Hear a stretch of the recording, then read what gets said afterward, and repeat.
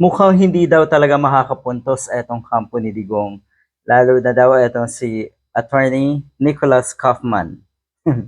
Hindi ka daw makakapuntos. Halata naman sa unang hearing pa lang, wala na talaga.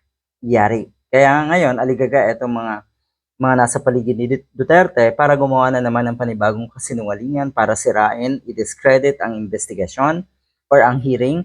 Kasama na rin ang mga nasa or nagsampa ng kaso katulad ni former Senator Antonio Trillanes.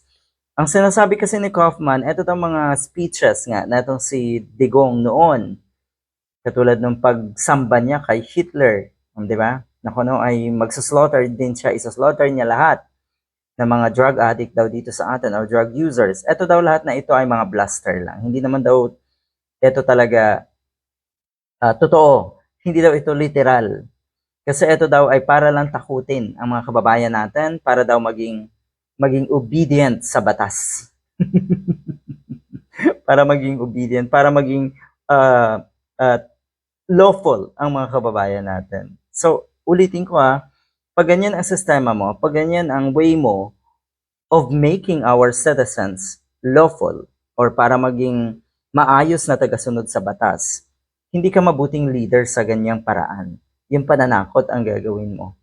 Wala naman sa henerasyong ganito sa ating panahon, hindi na uso yung takutan. Hindi na talaga. Ang saklap sinasabi rin niya ng mga abogadong Pinoy ni Digong katulad ni Napanelo na kuno yung lahat na sinasabi ni Digong noon tungkol nga sa war on drugs, yung kanyang ipapapatay lahat ng adik at kung ano-ano pa, lahat daw yun ay walang katotohanan. Hindi kayang gawin ni Digong. Paano na nga? Paano nga at nagawa na? Eto, nagawa na. Ginawa nga. Were it not for those belligerent and controversial speeches, there would have been no impetus to bring the people's president to The Hague. Yun lang daw ba ang basehan? Yun lang daw kasi ang basehan. Of course not. Ito, ang sabi ng senior trial lawyer na si Julian Nichols. Ito ang sinabi niya. Disregard. Sige, hindi natin or i-disregard natin yung lahat na sinabi ni Digong. Yung lahat ng kanyang speeches na yan.